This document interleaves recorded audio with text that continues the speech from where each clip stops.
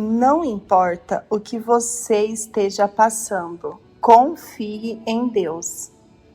Possivelmente, você deve dizer quando enfrenta problemas, mas ninguém sabe o que eu estou passando. Isso é verdade. Todavia, sabemos o que Davi passou, pois ele nos relatou tudo neste primeiro salmo de sua autoria, conforme é reconhecida no Saltério, o Salmo 3.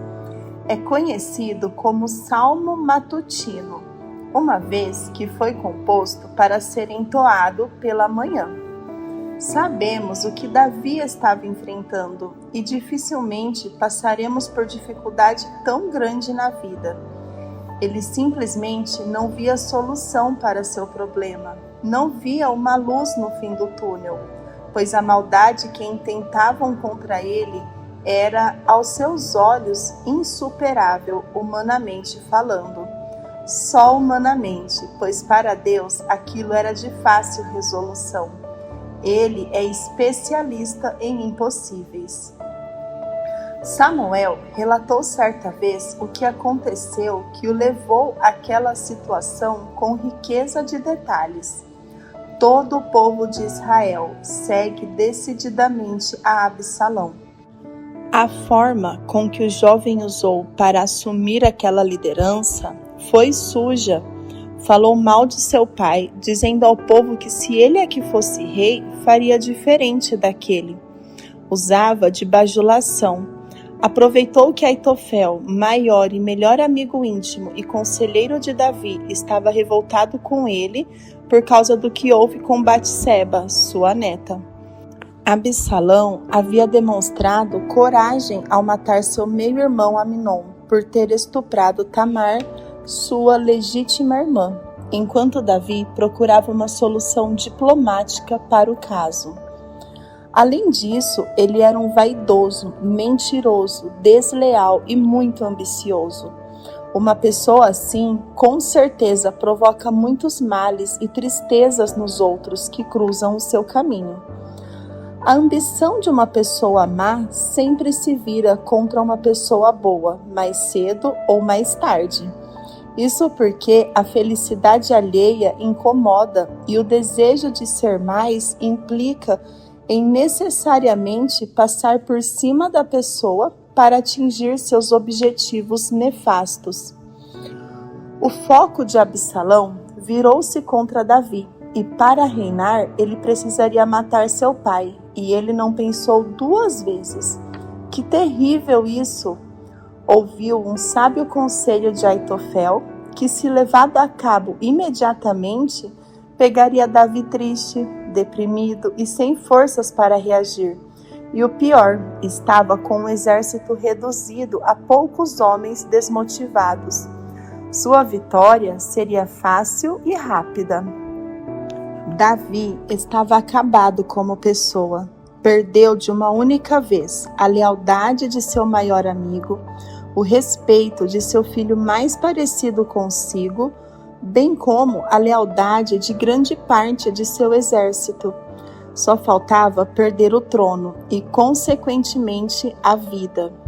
Davi sofreu as decepções mais dolorosas na vida, porque vieram de quem ele menos esperava. Assim também é conosco. Quando estamos tristes e fragilizados, nossa imunidade abaixa a tal ponto de nos deixar suscetíveis até a adoecimentos. São nesses momentos que muitos desistem de lutar, outros de prosseguirem na função que exerciam ou no relacionamento que prometeram manter. Outros, infelizmente, desistem até mesmo de viver. Entretanto, Davi não. Ele tinha um Deus que o amava, que o escolhera para ser rei, que o perdoou de seu grave pecado com Batseba e Urias. Deus lhe prometeu um reino duradouro, e em Deus ele poderia confiar. Os salmos são remédios para nossa alma. Quando e não se você estiver abatido e angustiado, recorra ao Salmo 3 e, junto com Davi, demonstre sua confiança naquele que nunca vai te trair, te desapontar ou te decepcionar. Deus, pois o que ele promete, ele cumpre fielmente. Davi orou, Davi cantou, Davi louvou a Deus e nos apresentou um modelo de louvor, paz e oração em meio às pressões da vida. Esse salmo era o segredo de Davi para superar as crises na vida e, graças a Deus, ele os compartilhou conosco. Primeiro, ele relatou a Deus quais eram as suas dificuldades. Senhor, como o número dos meus adversários tem crescido, muitos se levantam contra mim. Muitos dizem de mim, em Deus não há salvação para ele. Interlúdio. Davi fez uma observação interessante. Nossas aflições podem se multiplicar e com elas nossos adversários. Tudo que Deus nos permite passar é pedagógico e para o nosso bem. Afinal, como Paulo ensinou aos romanos, todas as coisas cooperam para o bem. Jesus confirmou isso em forma de certeza ao dizer que no mundo tereis aflições. João 16:33. Exatamente como ele mesmo as teve em grau máximo de sofrimento. Deus sempre quer nos lembrar que precisamos desmamar desse mundo, para então pensarmos na eternidade com Ele, onde nenhum sofrimento haverá, e simplesmente não teremos adversários, pois é muito fácil esquecermos do céu em nossos dias. Spurgeon ensinou que, quanto mais do céu estiver em nosso coração, menos do mundo desejaremos.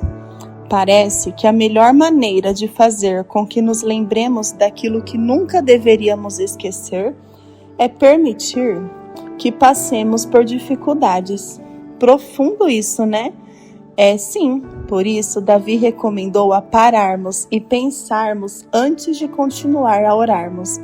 É o que significa o selá, o interlúdio ao final do versículo.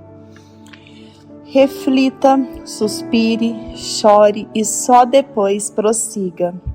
Lutero afirmou certa vez que o selá indica que devemos parar quietos e meditar aplicadamente nas palavras do Salmo. Elas requerem uma alma serena e aquietada, que compreenda e abrace o que o Espírito Santo manifesta e coloca diante dela.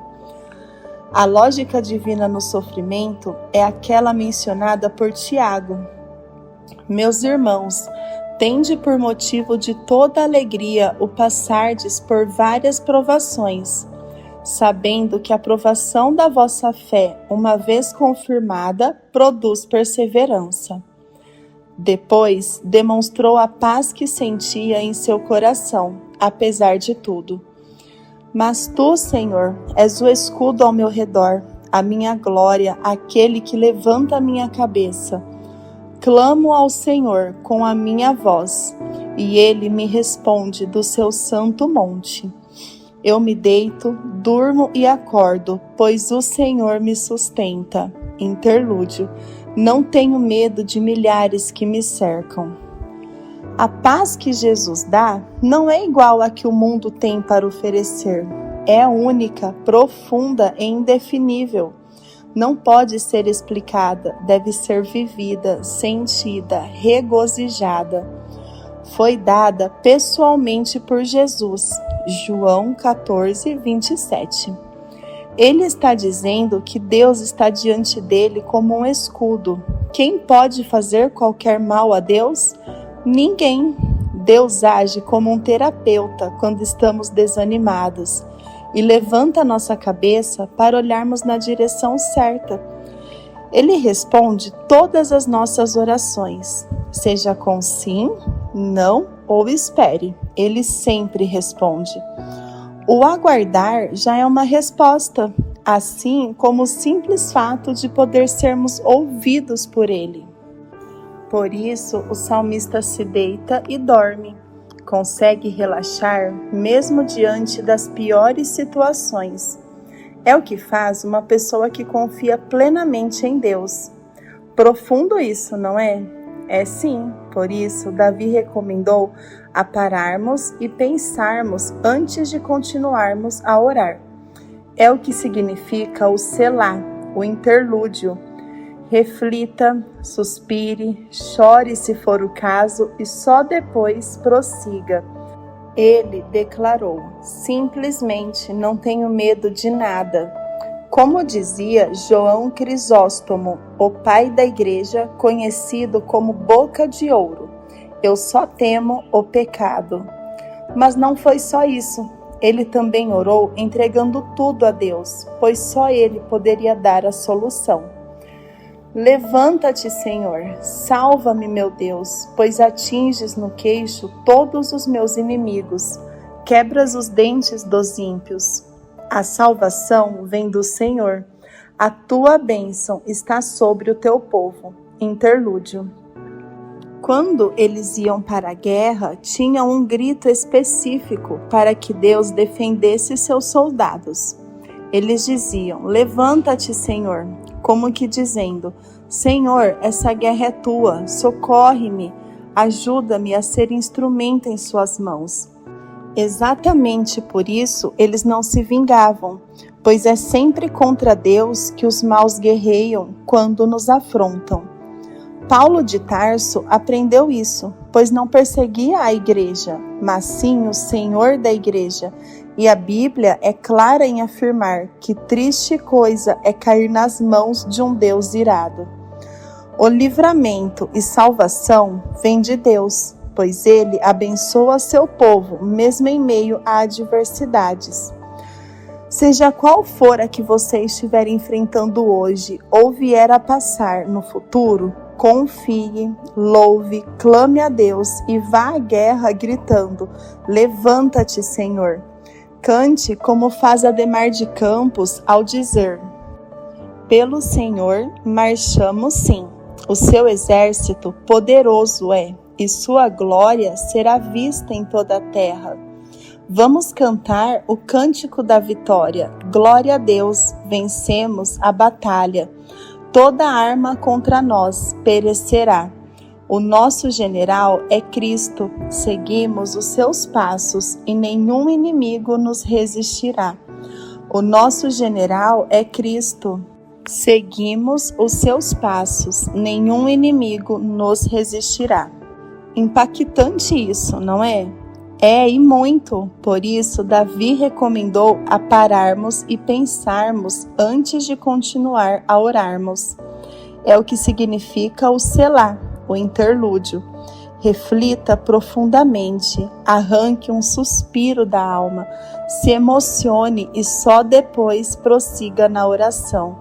Acredite nisso, não importa o que você esteja passando, confie em Deus.